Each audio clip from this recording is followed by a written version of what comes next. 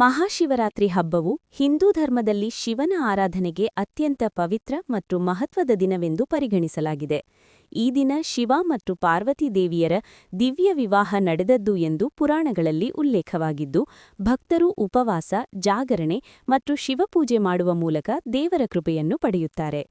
ನಿಜವಾದ ಭಕ್ತಿಯಿಂದ ಶಿವನನ್ನು ಆರಾಧಿಸಿದರೆ ಜೀವನದಲ್ಲಿನ ಕಷ್ಟಗಳು, ಅಡೆತಡೆಗಳು ಮತ್ತು ದುಃಖಗಳು ದೂರವಾಗಿ ಮನಸ್ಸಿಗೆ ಶಾಂತಿ, ಸಮೃದ್ಧಿ ಮತ್ತು ಯಶಸ್ಸು ದೊರೆಯುತ್ತದೆ ಎಂಬುದು ನಂಬಿಕೆ.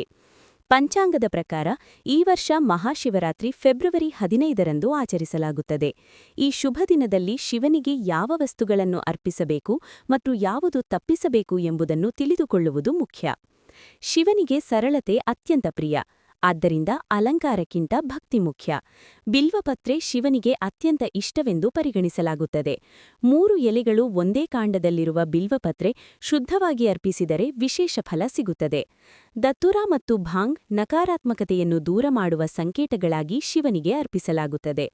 ಶಿವಲಿಂಗಕ್ಕೆ ಹಸಿ ಹಾಲು, ಗಂಗಾಜಲ ಮತ್ತು ಜಲಾಭಿಷೇಕ ಮಾಡುವುದು ಶ್ರೇಷ್ಠ.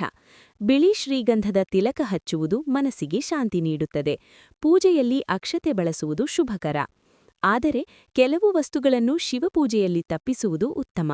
ಕೇದಗೆ ಅಥವಾ ಕೇತಕಿ ಹೂವನ್ನು ಶಿವನು ನಿಷೇಧಿಸಿದ್ದಾನೆ ಎಂಬ ಪುರಾಣ ಕಥೆಯಿದೆ.